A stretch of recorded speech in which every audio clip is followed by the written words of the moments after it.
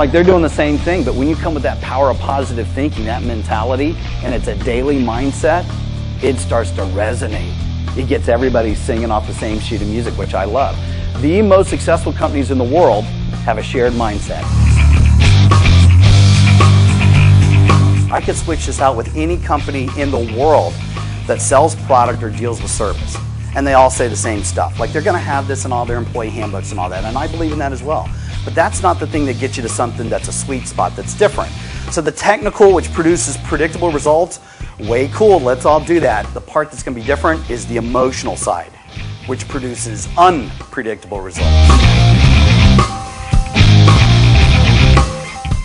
We talk about this mindset that yes, the organization is built off of profit and sales, right? So we're looking at revenue.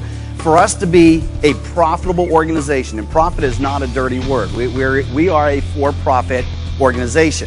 There has to be something that occurs with the guests. The first thing that they have to do, if we have any hope of ever getting to that space, is what?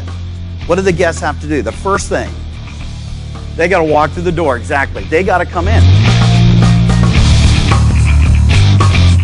Teach people in the language with which they dream. And I'm not talking about Spanish or German or French or whatever. We do some of that. I'm talking about when the dude puts his head down at the pillow at night, how does he or she dream?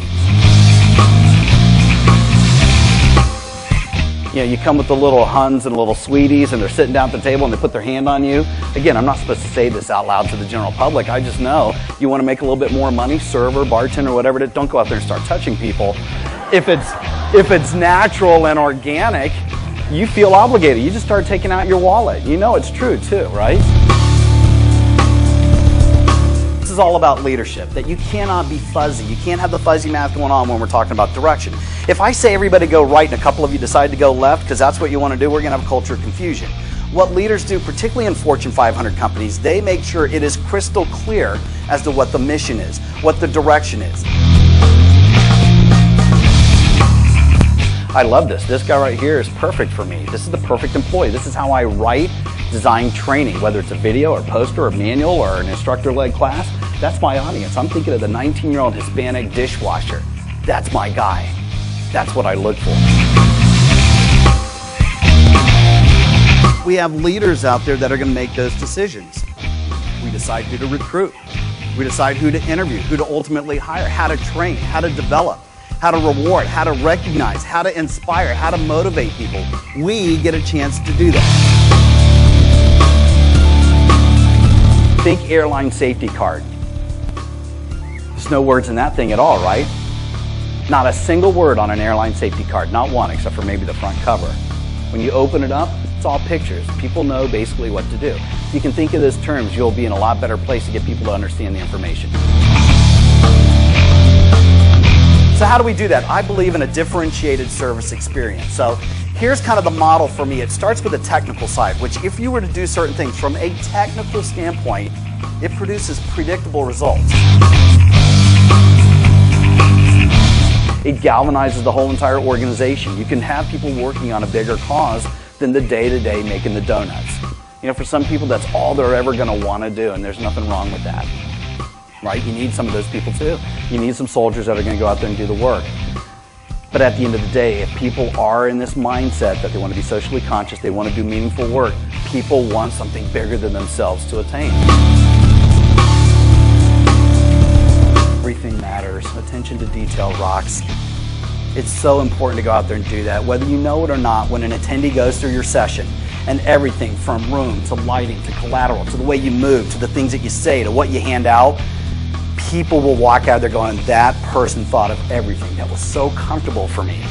It is so much less about the event and the content. That's the beautiful thing about philanthropy. That one Italian proverb that I like to use a lot when I'm talking about philanthropy, at the end of the game, the king and the pawn go back in the same box. You want to see something remarkable? Start up, join, get involved in some sort of a philanthropic initiative, especially with your employees involved. It'll do wonders for you. So if we're ever going to get to creating what we say is an army of giants, high potential, promotable, that's the exact word that I want to use, promotable. They are ready to take on more responsibilities. For us to have any hope of ever getting to that, what do the employees have to do? Exact same thing as a guest. They got to walk through the door. They got to come in. The only reason that I would ever go to work is if I had a positive employee experience. The power of the brand. You know, your brand, because it might be the only thing that you have out there is your reputation. But it's the combination of the two. You can't have one or the other. You have to go out there and make sure that whatever the experience or the product that you're selling, whatever your members are expecting, you have to come with the basic fundamentals. But then you need to go out there and figure out a way to treat them so that they're special. Take it a little bit over the top every once in a while. Those are the things that are going to make a difference. That a moment happens to you. It could be small or it could be huge and grandiose. But if that doesn't happen, then I feel like we failed. You know, all the best training in the world isn't going to help a bad hire, and sometimes we have people that aren't necessarily pulling their weight when it comes to this. 20 years ago, they were happy to have a job. 10 years ago, they started suing people, right? Today, their attorney phone number's on speed dial. They're calling people so quick. You know when you talk to somebody who's a little disgruntled, right, the first thing out of their mouth, well, I talked to my attorney. I'm like, what? You're 17. You don't have an attorney. Liar. I would rather struggle, stay open in the position, whatever it is, go through that pain to find the right one. So what that means is we're looking for rock stars, not lip syncers. If your employees were volunteers, do you think you'd act differently around them? Would you treat them differently? In your heart, you'd like to say no. I treat them exactly the same. I already am doing that. The reality is you would have to. You're beating sales and profit targets. Everybody's making money. It's so much more fun to be a part of a winning team. When that occurs, you become the attractive place to work. And if anybody even leaves the organization, you get to pick and choose who you want to hire from the talent pool that's out there. These are the things that we want, and the more pluses that you have, you create what we call mental shelf space, the area of memory storage from which you can recollect information, because you can only retain so much. How many people in here own a dog or a cat? What do you have? Dog. Give me 5 brand name dog foods in 5 seconds. Go.